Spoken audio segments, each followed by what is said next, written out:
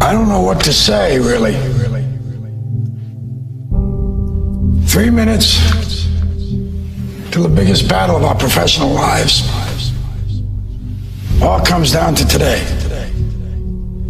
Either we heal as a team, or we're gonna crumble. Inch by inch, play by play, till we're finished. We're in hell right now. But I tell you, there are some times in life where you fall down and you feel like you don't have the strength to get back up. You sort of put a mask on your face when you come to school and pretend that everything's okay when it's not, and you go home and lay in your bed when no one's looking at you, when you don't have to impress anybody, and you're yourself. And fear comes in. You know the fear that you have as soon as you walk into the doors of your house. Maybe there's a broken home. Maybe you have doubt in your life. Maybe you don't know for sure what's going to be happening in the future and it scares you. Maybe you're worried about what people think of you, what people say about you. Just that fear paralyzes you. And I just want to ask you today, do you think you have hope? Let me tell you something you already know. The world ain't all sunshine and rainbows. It's a very mean and nasty place, and I don't care how tough you are, it will beat you to your knees and keep you there permanently if you let it. You, me, or nobody is gonna hit as hard as life. But it ain't about how hard you hit. It's about how hard you can get hit and keep moving forward. How much you can take and keep moving forward. That's how winning is done.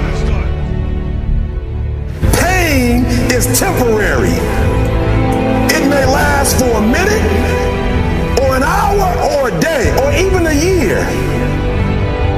But eventually, it will subside, and something else will take its place. If I quit, however, it will last forever. I'm down here, face down, and I have no arms, no legs. It should be impossible for me to get back up. It should be impossible for me to get back up, but it's not.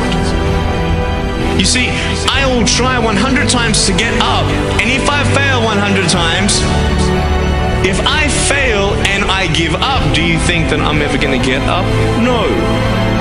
But if I fail, I try again, and again, and again. For as long as I try, there's always that chance of getting up. You find out life's this game of inches. So is football. Because in either game, life or football, the margin for error is so small. I mean, 1/2 a step too late or too early, and you don't quite make it. 1/2 second too slow, too fast, you don't quite catch it. The inches we need are everywhere around us. Now, if you know what you're worth, then go out and get what you're worth. But you gotta be willing to take the hits and not pointing fingers saying you ain't where you wanna be because of him or her or anybody. Cowards do that, and that ain't you. You're better than that.